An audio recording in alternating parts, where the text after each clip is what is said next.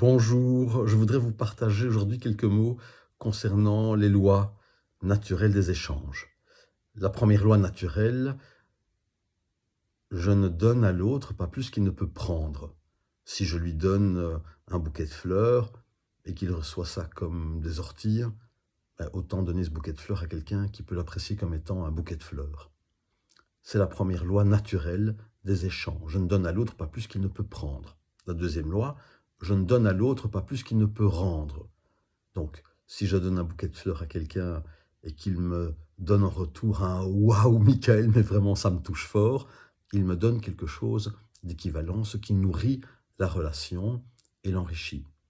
Ensuite, je ne donne à l'autre pas plus que je ne peux prendre. C'est important. Si je donne et que je ne prends pas, je me place dans une position qui est différente, peut-être une position supérieure. Donc, je ne donne à l'autre pas plus que je ne peux prendre, ce qui permet de nourrir une relation équivalente.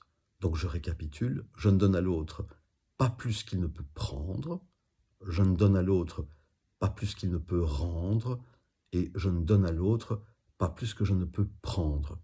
Dans ces lois naturelles des échanges, si l'échange est croissant, eh bien ça donne une dynamique, un lien qui est croissant. Je donne quelque chose, l'autre est tellement content qu'il me rend à son tour quelque chose d'un peu plus grand. Moi, à mon tour, je suis encore plus content et je lui rends quelque chose d'encore plus grand. À son tour, il est tellement heureux qu'il me rend quelque chose d'encore plus grand et ça nourrit la relation et les échanges de façon positive. Maintenant, que se passe-t-il si l'autre me fait mal?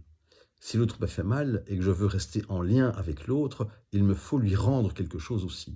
Alors, même si cela peut déranger notre morale, notre entendement, même si nous posons des jugements de valeur là-dessus, si l'autre me fait mal, par exemple, et que je veux nourrir ce lien, il me faut lui faire mal aussi, mais un petit peu moins mal. Ou bien c'est une escalade, et alors ça devient une escalade négative.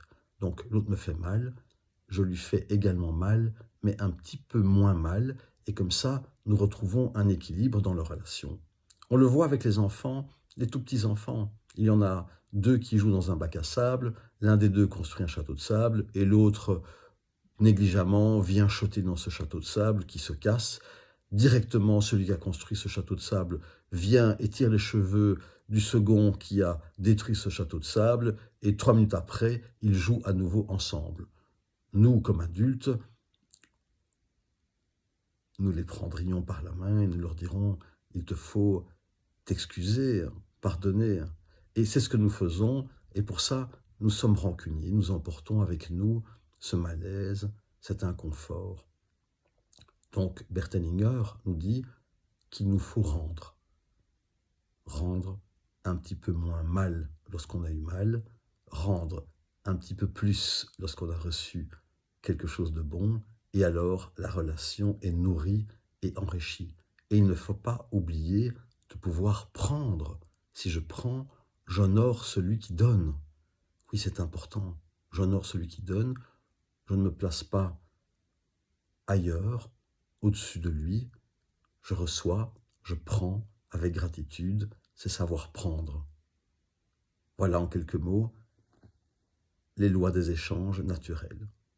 Je vous remercie et je vous souhaite une excellente journée. Au bonheur de vous accueillir prochainement si c'est votre élan.